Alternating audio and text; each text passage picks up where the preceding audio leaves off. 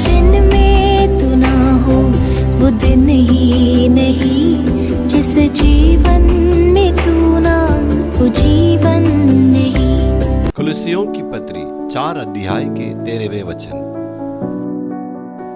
मैं उसका गवाह हूं कि वह तुम्हारे लिए और लवोदिकेया और हियरापोलिस वाले के लिए बड़ा यत्न करता रहता है। लवोदिकेया और कुलुस्सिया और ये कलीसिया, ये तीनों कलीसिया का सेवक है ये एपफ्रा। सिर्फ शुभ संदेश को नहीं, परमेश्वर के वचन को बलिभांति उनको शिक्षा देके उस कलीसिया को बनाने वाला था ये एपफ्रा। इतनी वचन की खड़ी शिक्षा देने के बावजूद वहां झूठे उपदेशक चले आया है, इसलिए रोम में रहने वाला पौलुस से मिलने के लिए एपफ्रा वहां से चला गया। वहां जाके पौलुस के बाद अपनी समस्या को कहते हैं, अच्छा से रहने वाला हमारे कलीसिया में झूठे सिद्धांत चले आया है।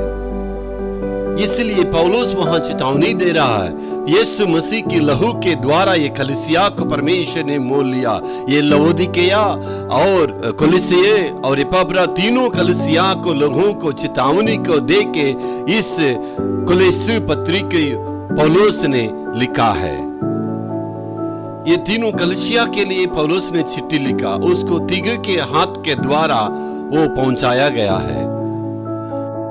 ऐसे जाने के वक्त में एपफ्रा को भी उन्होंने बंदी बनाया। अभी पौलुस और एपफ्रा दोनों जो है जेल में है। उस वक्त दोनों एक ही कमरे में है। पौलुस एपफ्रा की प्रार्थना को ध्यान से देखा है, ये किस प्रकार प्रार्थना कर रहा, उसको देखने के बाद पौलुस कहता है, बड़ी धूम से बढ़कर प्रार्थना करता है एपफ्रा, ये प्रभु इस कलीसिया के अंदर झूठे सिद्धांत चले आया है।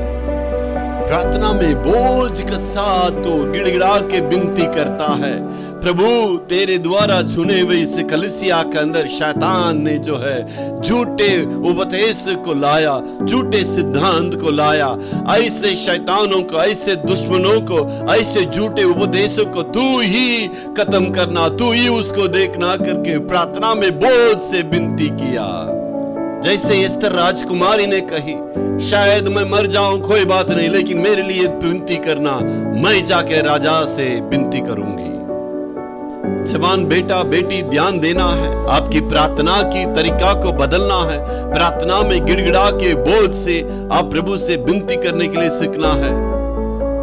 मैं आपको चेतावनी के रूप में कहते हैं, देश इतना बर्बाद हो गया है, इसलिए प्रार्थना का द्वारा ही आप बच सकते हैं, प्रार्थना ही आपको सुरक्षा कर सकता है। साथ ही साथ मैं ये बातों को कहने के लिए चाहता हूं, प्रार्थना का द्वारा ही आप बच सकते हैं। जो प्रार्थना नहीं करेंगे वो बहुत ही खतरे में, मुसीबत में पड़ जाएंगे। इसलिए आपके व्यक्तिगत जीवन में, आपके प्रार्थना जीवन में, आपके परिवार में प्रार्थना, उपवास की प्रार्थना के द्वारा ही ये शैतान से, इस दुनिया की बातों से आप लड़ सकते हैं, विजय पा सकते हैं। प्रार्थना यही विजय है। Hallelujah, hallelujah.